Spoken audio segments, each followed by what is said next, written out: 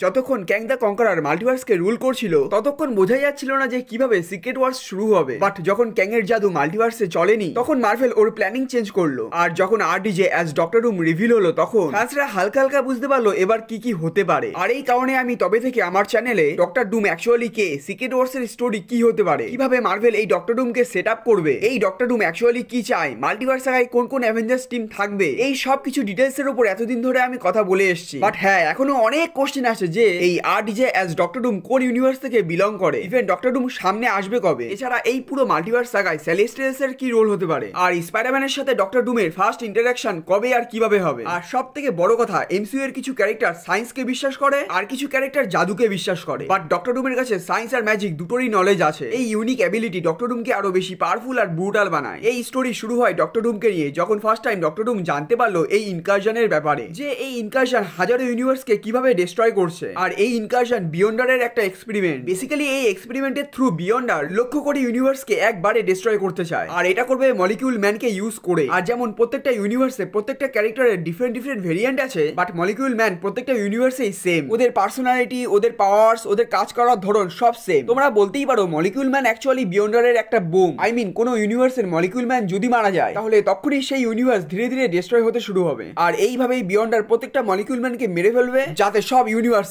একবারে ডিস্ট্রয় হয়ে যায়। তখন মলিকিউল ম্যান ডক্টর ডুমকে বলে, যদি তুমি বিয়ন্ডারের প্ল্যান নষ্ট করতে চাও তাহলে আমাদের এক্ষুনি প্রত্যেকটা ইউনিভার্সের মলিকিউল ম্যানকে মারতে হবে। বাট হ্যাঁ, এই ইনকারশন শুরু হতে এখনো 25 বছর বাকি। আর তখনই ডক্টর ডুম বলে, মাত্র 25 বছরের মধ্যে আমরা কিভাবে লক্ষ্য করে ইউনিভার্সের মলিকিউল ম্যানকে মারবো। এভরি সিঙ্গেল ইউনিভার্সে গিয়ে একটা একটা করে মলিকিউল ম্যানকে মারা ইম্পসিবল। কিন্তু তাও ডক্টর ডুম আর মলিকিউল ম্যান মিলে প্রত্যেকটা ইউনিভার্সে গিয়ে মলিকিউল ম্যানকে মারতে শুরু করে। আর এবার যদি এমসিইউ এর কারেন্ট টাইমলাইনের কথা বলি তাহলে পুরো মার্ভেল সিনেম্যাটিক ইউনিভার্সে মলিকিউল ম্যান নামের কোনো ক্যারেক্টার এক্সিস্টই করে না। বাট হ্যাঁ, কিছু রুমার্সের অ্যাকর্ডিং ডক্টর ডুম স্পাইডারম্যানকে ইউজ করবে। তাই একটা থিওরি সামনে এসেছে যে যেমনটা কমিক্সে প্রত্যেকটা ইউনিভার্সে মলিকিউল ম্যান ইউনিভার্সকে ডিস্ট্রয় করে, তেমনি প্রত্যেকটা ইউনিভার্সে স্পাইডারম্যানও এক্সিস্ট করে। তাই এমসিইউতে স্পাইডারম্যান মলিকিউল ম্যানের মতো ডক্টর ডুমকে ওর প্ল্যান সাকসেস করতে হেল্প করবে। যাই হোক লোক, এটা তো ছিল জাস্ট একটা থিওরি। এইরকমই আরো স্টোরি, থিওরি, হিডেন ডিটেলস এর উপর কথা বলেছি। সব ভিডিও চ্যানেলে আছে, এক এক করে দেখে নিও। আর হ্যাঁ, ভিডিও পছন্দ হলে লাইক করো, বন্ধুদের মধ্যে শেয়ার করো, আর হ্যাঁ, সাবস্ক্রাইব করতে একদমই ভুলো না।